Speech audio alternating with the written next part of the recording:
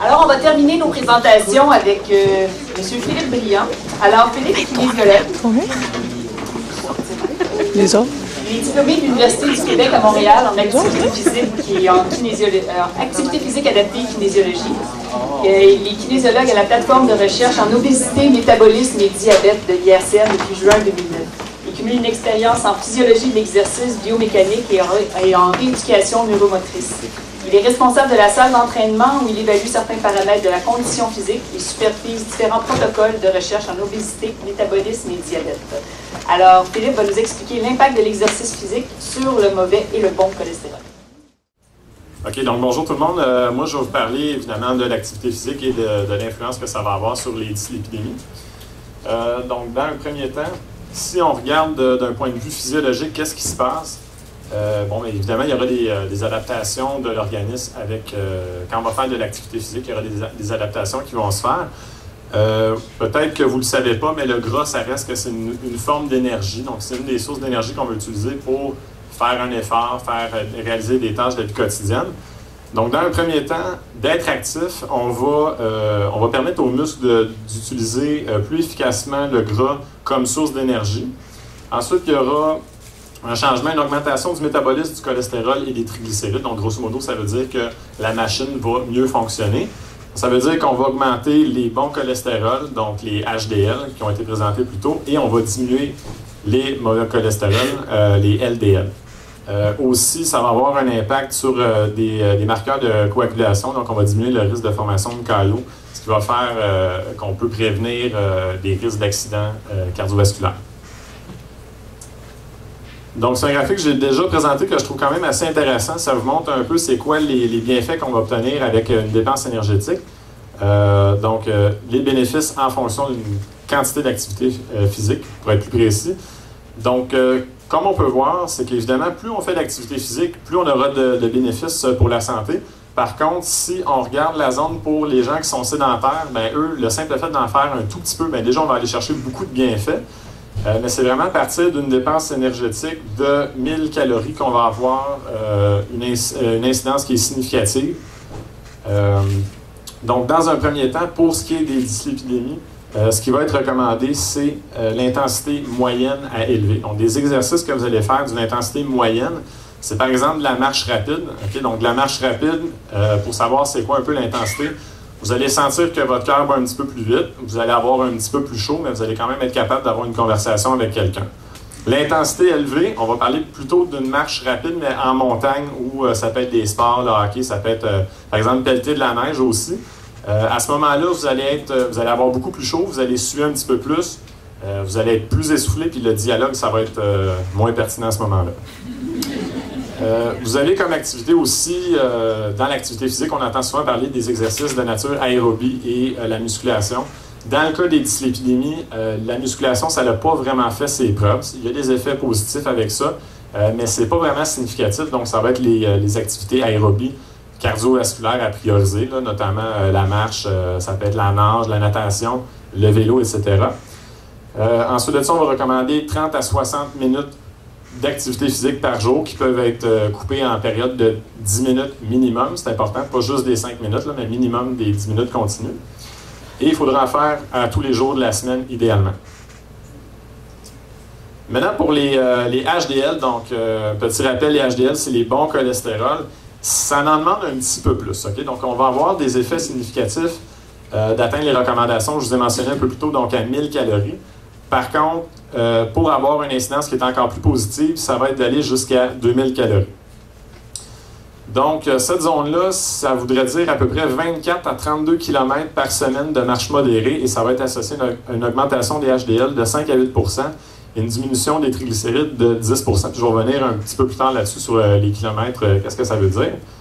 Donc, c'est bien beau avoir des bons défenseurs. Par contre, si l'équipe adverse est quand même plus forte, donc il faut avoir une dépense énergétique qui est encore plus importante pour avoir un impact sur les LDL. Donc, c'est 2000 calories, c'est à partir de cette zone-là, de cette dépense énergétique-là, par semaine, qu'on va voir des résultats, et ça va être encore plus optimal si on atteint la dépense énergétique de 3500 calories. Donc, pourquoi c'est important d'être actif? ce que je vais faire, on va comparer en fait des gens qui sont actifs à gauche et des gens qui sont sédentaires. Donc, dans un premier temps, qu'est-ce qu'on a remarqué, c'est que les gens qui sont actifs vont avoir un taux de bon cholestérol qui est 7% supérieur aux gens qui sont sédentaires. Donc, à l'inverse, les gens qui sont sédentaires, eux, non seulement ils ont un taux de bon cholestérol qui est plus faible, mais leur cholestérol total il est 8% plus élevé que les actifs. Il y a aussi, en fait, pourquoi ça va être bon pour les gens sédentaires de devenir actifs. Dans un premier temps, je vais vous parler de ceux qui ont un taux de triglycérides qui est bas. Bien, même s'il est bas, de devenir actif, on va baisser ce taux-là de 10%. Et pour les moins chanceux, donc ceux qui ont un taux de triglycérides qui est déjà élevé, bien, l'avantage, c'est qu'on a un potentiel de diminuer encore plus. Donc, on peut aller chercher une baisse de 30% des triglycérides. Là, je vais vous montrer en fait ce qu'on peut s'attendre à voir comme résultat en faisant des activités de nature cardiovasculaire, tant pour les hommes que pour les femmes.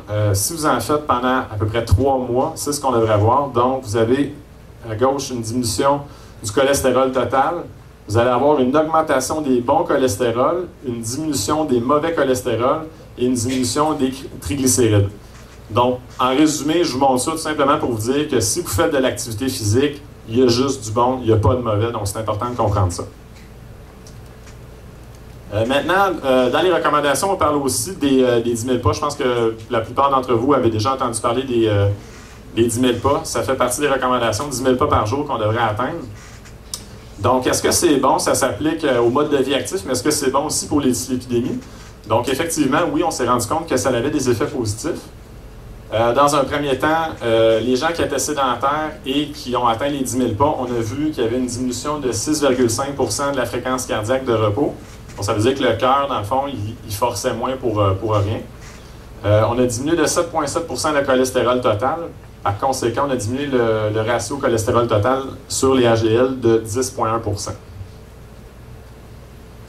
Maintenant, un graphique que je trouve assez intéressant, ça montre, un petit peu pour faire suite à la diapositive du podomètre, la relation entre la distance qu'on va marcher, qu'on va courir, en fait, qu'on va faire durant une semaine, et le niveau des HDL, donc les bons cholestérols.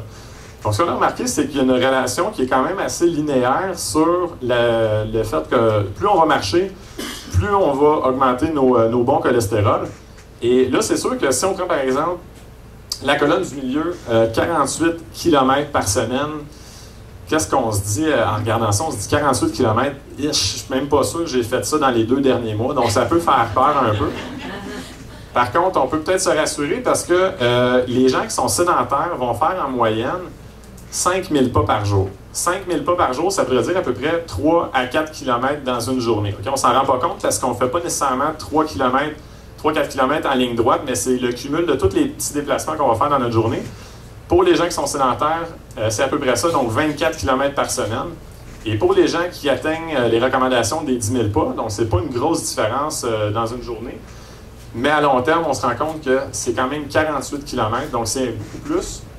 Et il y a des changements assez importants au niveau des HDL.